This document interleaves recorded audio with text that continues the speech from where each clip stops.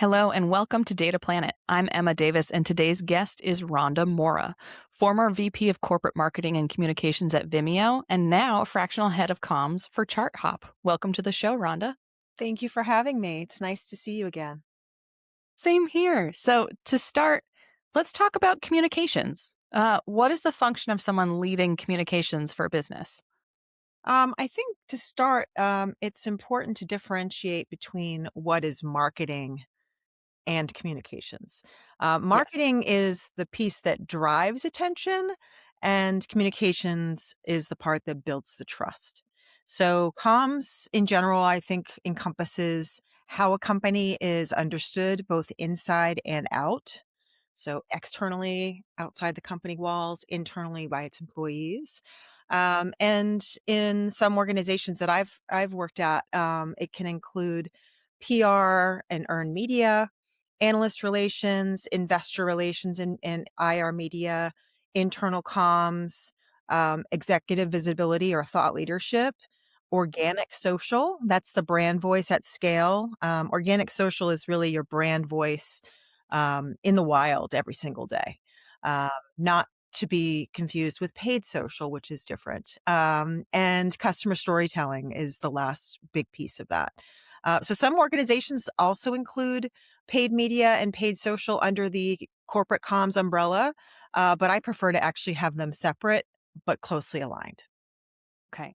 And Ken, there was one piece of that I'm not super familiar with. So, customer storytelling, is that, I mean, my guess is that's case studies, having customers share testimonials, things like that. Is that what Absolutely. we're Really talking? I define customer storytelling as really any act of customer advocacy. So you wanna build a good, stable of customer advocates to tap into when you need a quote for a press release, or you need a case study for your website, you need a speaker at your annual conference. Those are all things that we, would utilize a customer advocate for, but you wanna find those, customers who are very passionate fans of your product or your service, and it's even better if they are using your product to get promoted in their careers. Because if they, for example, are the head of communications at CVS and they use your product, and they decide to leave and go to Rite Aid, hopefully they will take your product with them along the way. So it just creates this very sticky way of building brand and trust, in these people that, are in the same industry and tend to use the same tools that work well for them. Totally. And it makes sense if you're if the opportunity there is both helping to solve a business's problem and making an individual look good, then, it's just uh much higher odds of success and much Exactly. stickier. It's a Yeah, win-win for everyone, and I tend to kind of categorize myself as a comms leader, as I'm the one who's building the narrative engine that turns brand into revenue, and it's a much better story if it's told from a customer perspective and what is the pain that your product or service solved, and then mhm, just the afterthought of the how it was done was the product. Those are the best stories to tell. nice. And so how closely do you in communications work with a design team, a branding team to make sure, the story and what you're communicating is being represented in, the visuals being put together or the website? Are you um how are you interacting with those other functions? So at Vimeo, my communications team and corporate marketing team really were the glue between sales and product and the visual brand side of the business. So we were interacting with those folks very regularly, at a minimum on a weekly basis, because um, we can't have the paid media and the paid social over here on this side, putting out something that doesn't match the stories that we're telling. But there's great opportunity to take some of those customer stories on organic social and boost them on the paid side to get more eyeballs and more engagement. So it's very important. It really is that glue across all of the other departments in the organization, and that goes for internal comms too, because they are internal comms is really the group that has to know the pulse of the employees, because if the employee culture is important, if the company culture is important and the employees aren't bought into it, and you're not, and you're creating some fake persona of what that culture is, Mhm. you're gonna have retention problems. And Yeah. the voice, and that storytelling that's coming from inside the company is not gonna be very favorable for you outside either. So they all have to be kind of working together. Okay, fantastic. And so you are fairly new to ChartHop as the fractional head of comms. So let's give ChartHop a little bit of love. What does ChartHop do? So ChartHop is an HR platform that helps with people operations. We just launched a new AI Pro product at Transform in Vegas last week. So it's really to help those HR heads of HR or VPs of people operations to better do their jobs, rather than tossing around a bunch of spreadsheets with different versions. The platform helps them do their job better, more effectively, and for a better employee experience as well. Wonderful. So what you were just talking about before, communications being both about external and internal. This is this interesting thing where you're take the perspective of thinking about internal communications into the external, how you're talking to your clients about how they can better serve their customers and their employees. And so it's 100%. yeah. 100%. It's all my career journey is very kind of random, but I tend to steer towards the same people products and people, those products and services that help people. Um, Mm, and that's really, my favorite part about starting a new job is, finding a company that has great people. ChartHop is a small company compared to Vimeo. So I'm getting my hands dirty again, and it's great. I was out in Vegas filming some footage for some content for social media. So, I hadn't done that firsthand in a while. So it's great to be able to do that again. But did a little bit of that at Vimeo when I was building a team from scratch. So, regardless of the size of the company, it really comes down to the people that you're working with. And when the product helps people, even better. yeah. Just a lot of alignment there. So you talked about one thing your favorite work experiences have in common is great people. You also have quite a history with B2B SaaS and B2B SaaS startups. So, what is awesome about working with B2B SaaS startups? So I love to find patterns, um, and help connect the dots. So I tend to thrive in companies where I can walk into chaos and noise and leave behind clarity. If I'm doing my job right as a head of comms, a company's either going to get acquired, acquire someone else, or go public. Um, so I get laid off a lot, but Yay. think it means I'm doing my job properly, Yeah. because I'm coming in, and it's that growth stage where a company's like, "Okay, how do we get to the next stage?" We're either stuck in our old ways, and they can't get out of their own way. So my job is to make sure that company sounds like one company, not like 5 siloed different departments. Mhm. And most companies don't have a marketing problem, they really just have a story problem. So, Mm, coming into all that chaos and helping make sense of it and tell those stories to make it more profitable, more, desirable to be acquired, and for investors to spend more money on the company. Those are my goals when I come into that noise and chaos. yeah.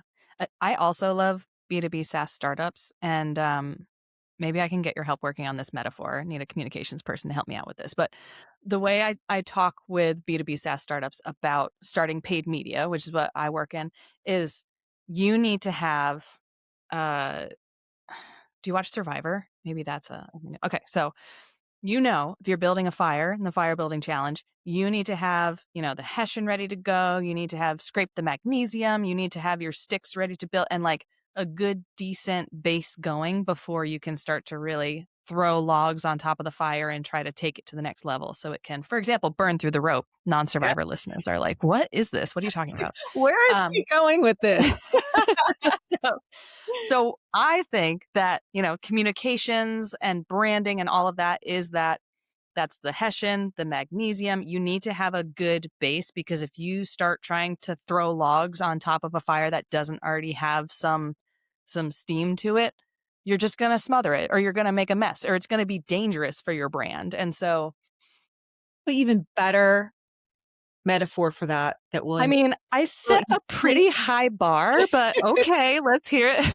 well, it can be more inclusive to the non-survivor watchers in the Okay, all right. I can see the benefit to so that. I'm Yeah. gonna dumb it down just a little bit, Okay. but just to simplify it. So the paid media is the gasoline, Mhm. and comms determines whether you're pouring that gasoline on a fire or on sand. Mm. Does that make Nice. sense? Yes. Okay. All right. I think in comms though, don't you want to have like 10 times as many words to get your point across? Isn't I've heard that brevity is no good in comms. You want to make it It's as convoluted as possible. this is where AI can come in very handy to cut those Tell me words about it. down. Yeah. Yeah. So how is AI changing your job now and changing the world of communications? Yeah, that's a nice segue there. Thank you. It's it's, it's we're hearing a lot of hype around AI right now, and, heard a lot of hype at the Transform conference, from the HR professionals in Vegas last week. For me personally, I don't see AI as, strategy. It's definitely not the soul. It's still gonna come down to a human, but it's an executions accelerator. It's the risk is if a company thinks they're gonna just take AI and replace all their humans, everything's gonna start looking and sounding the same. All Mhm. brands are gonna start looking and sounding the same. But the bridge between, um, comms and and marketing and brand, and even when you're including some of that paid media, the human piece of that is so, so important. No matter how good the AI gets over the years, and it has gotten extremely have you seen Claude? It's amazing. It's only That been is out for, like, amazing. 3 months. Yeah. Yeah. And it's gonna AI will make, average content easier to produce, but the great storytelling will stand out even more with the human piece of that. So it can't just be the AI doing all the work. It does save a huge amount of time. It's helps me with things that I hate doing as part of my job, like writing press releases. It helps me get started with a good draft to then pick apart and make Mhm. much better, but Mhm. it cannot replace the humans. No one can convince me of that. Contrary to the headlines, AI is not replacing brand either. The heart and soul of the brand is the people and the Yep. culture, and Yep. that's human. That's Yep. always gonna be human. And, it can be a great bridge between internal comms and culture, because you're able to more quickly pull the data on engagement and sentiment and things like that, but you'll never replace the humans. I totally agree because the what makes a brand work is the way it resonates with people, right? So that comes down to connecting two ideas and connecting two feelings. And those ideas and feelings, they change in real time. It's, in response to what's going on in the world right now, what's going on in my industry right now, what's going on with me personally, or, there are all these different things that uh, as humans, we understand or have the capacity to understand what someone might be feeling in a given moment. And it's not as simple as listing out value propositions or, let's pull these key points together. There's some element, especially if others are starting to lean too much on AI. I think you're right that a competitive advantage could be maintaining that human element because at the end of the day, if people are looking at 8 different offerings that seem essentially the same, but one of them makes them feel heard or feel seen or feel safe or, whatever that feeling is, or gives them the sense like, "Oh, they get me. They understand this thought, this challenge, this fear that I have." That's what's gonna win. And even more important, if you're an organization that your employees are your brand, AI just can't replicate that. So that differentiation with everyone using AI doesn't disappear, it just becomes more important. Yeah. You Can you want talk a little bit more about that? What employees being your brand, what does that look like? So if you think about some of the brands out in the wild that make you think of, a happy employee, what are some that come to mind? Costco immediately came to mind for me. 100%. Trader Joe's came to mind for me. And if you're gonna try to replace those workers with I mean, you go into any grocery store right now, even not even AI, just machines. How many self-checkout lines Mm, you need in a grocery store where you just get so ticked off because you're waiting, you have one thing to buy, and, oh, there's a huge line to the self-checkout, and there's one human working a register, and it's like, mhm. I just wanna go to the human. Can you just Yep, put a couple more humans? But you go into yep, Costco, you go into Trader Joe's, and locally here in Massachusetts, you go into a Market Basket, you never have to wait. There's always a yep, human. And if there yep, is a line, it's because they're busy, because humans are interacting with each other. yeah, They're not depending on the machine to drive their sales, right? You wanna hear what the new Trader Joe's product is that everyone wants to buy and what all the employees have tried and they can't keep on the shelves. You can't yeah, get that from a machine. yeah, absolutely, and I'm even feeling this within certain ad platforms, like, there's one, I won't name it, but it starts with a G and ends with an oogle, and, it's like, a phone menu from 15 years ago, press 7 if you wanna talk, and it's like, I just need to this is a nuanced situation.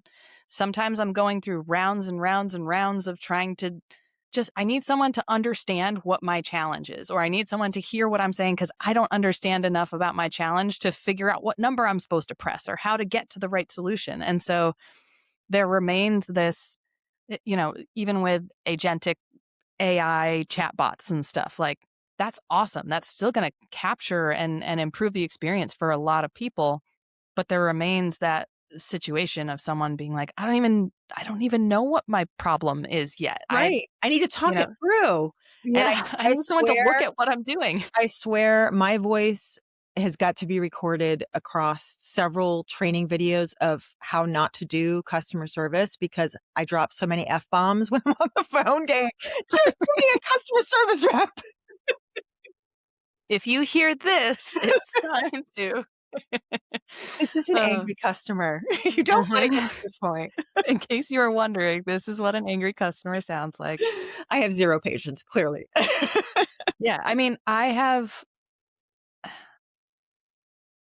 so much respect and admiration for my COO, for example, people who can think in systems and like what's a way to do this that where we're giving consideration to the people who are going to be using this system where things make sense. That yeah, I encounter things where I'm like, this doesn't even make nobody tested this. Nobody, considered anything other than maybe the 3 biggest use cases and yeah, I get really frustrated by that as well. You and me both. Um yeah. But I do wanna say, because I've heard I haven't personally encountered many people who are fully anti-AI right now, who are just like, "I'm not touching it, I'm not using it." I know that they're out there.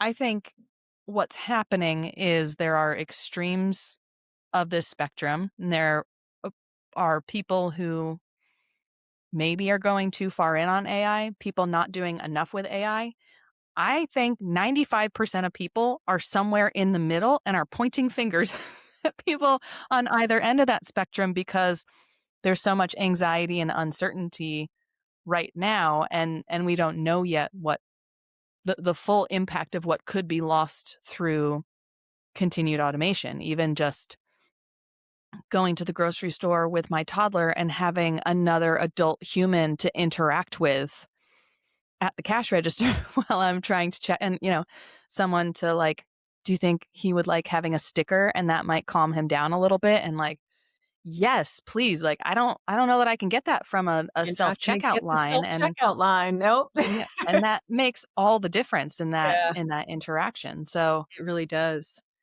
yeah. And you think about, like, when social media first came out, not to compare, 2 evils, but when social media first came out, it was like, wow, everyone wanted to jump on that bandwagon, and now, I have 2 kids, both in middle school, and, neither one of my kids has a phone yet.